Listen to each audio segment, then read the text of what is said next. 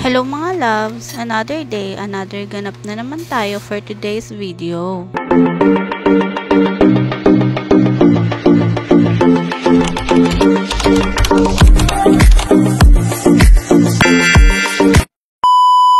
Napakaganda nga ng panahon ngayon, kaya naman maaga rin ako nagsimula maglaba para naman maaga ko rin ito maisampay. Linggo nga pala ngayon, kaya naman maaga rin nagpahatid si Ate Jig kay Daddy papunta sa simbahan. At nang alas 11 na nga ng tanghali, kailangan na rin sunduin ni Daddy si Ate Jig sa simbahan dahil nga napakalayo nga nung pinagsimbahan niya. Wala din kasi ang batang makulit dahil nga sumama din ito sa pagsundo sa atin niya. At si Ate Alexa naman ay nakahiga sa kwarto dahil nga masakit daw ang ulo niya. Kaya naman nagkaroon talaga ako ng chance na makapaglinis dito sa bahay. Hindi talaga natin pwedeng iasa ang paglilinis sa mga bata, lalo na yung paghuhugas ng mga plato dahil nga may iwan talaga ang mga kaldero na hugasin at hindi rin malilinis ang maayos ang lababo. Kaya naman habang wala pa akong ginagawa ay nilinisan ko na nga lang din muna sa lababo dahil nga napakadumi na rin at marami ding mga naiwan ng mga kaldero na hugasin. Meron pa nga akong isang kaldero na maliit na nakababa dahil nga sobrang hirap na hirap ako sa pag-alis ng mga nakadikit na kanin dahil nga nasunugan kami ng kanin noong nakaraang araw. Kaya naman hanggang ngayon nga ay nakababad pa rin ito at hindi pa rin talaga ito matanggal-tanggal. Tanghali na nga rin pala ito at hindi pa nga rin ako nakakapagsaing at nakakapagluto ng tanghalian namin. Kaya kailangan ko na rin madaliin to para naman pagdating nila ay kakain na lang din sila. Late na rin kasi kami kumain ng almusal dahil nga alas 9 na rin kami nagising at nagluto pa nga ako ng umagahan namin. Nagluto nga ako ng kalahating kilong spaghetti at binabala ko nga to na lutuin ng hapon para sa merienda namin. Kaya nga wala din naman kaming almusal kaya iniluto ko na lang para kung may matira man ay merienda na rin namin mamayang hapon. At nang matapos na ako maghugas, nilinisan ko nga itong lababo at kinuskus ko lang ito ng estilo dahil nga napakadumi na ng mga gilid nito. Nagpunas na nga rin ako nitong lutuan namin dahil nga napakarami na rin ang tasik ng mantika at napakalagkit na nga rin. Sinunod ko naman punasan itong lamesa namin dahil nga hindi talaga mapunas-punasan dahil hindi rin naman kami dito kumakain at hindi na rin talaga namin nagagamit itong lamesa namin kapag kumakain. At nang matapos na nga ako sa pagpupunas, sinimulan ko na nga rin ang pagbawalis dahil hindi pa nga ako nakapagwalis dito simula ng pagkagising namin dahil nga nagluto na nga agad ako ng almusal at si Daddy naman ay hinatid si ate. Kaya naman habang wala pang makukulit at magugulo dito sa bahay ay nilinisan ko na nga lang din muna para kahit papano ay maging maayos at maliwalas naman dito sa loob ng bahay namin. Father's Day din nga pala ngayon at wala din kaming ganap dahil nga wala din naman kaming budget para mag-celebrate. Nagyayaya nga yun si ate na mag-swimming kami kaya nga lang hindi nga pwede dahil nga bumalik na naman nga yung lagnat ng bunso namin. Kaya nga sabi ko sa susunod na nga lang din kapag wala nang nararamdaman at wala nang ubo at sipon si Akisha para naman makapag-enjoy sila sa pag-swimming. At nang matapos ko na nga yung paglilinis, kinuha ko na nga yung isda sa ref para ibabad nga ito dahil nga napakatigas na nga nito dahil nga sa freezer ko nga ito inilagay. At habang nakababad nga yung isda na lulutuin ko para sa tanghalian namin, nagsaing na nga lang din muna ako. At maya-maya nga ay dumating na nga sila Daddy at sila ate. Ayan nga, at hindi pa nga nakakapagbihis ay kumakain na nga agad ng ice cream. Hindi pa nga din niya nakakapag-almusal kaya naman pagkatapos niya kumain ng ice cream ay kumain na nga din agad siya ng spaghetti. At yun na nga lang din daw ang kakainin niya para sa tanghalian niya. At nang kinagabihan nga ay napakalakas nga ng ulan dito. Kaya naman naisipan na lang nila ate na manood ng TV. At ipinasok ko na nga lang din yung TV sa loob ng kwarto para naman hindi sila magulo sa sala namin. At yan na lang po muna for today's video. Thank you for watching everyone. Ingat and God bless!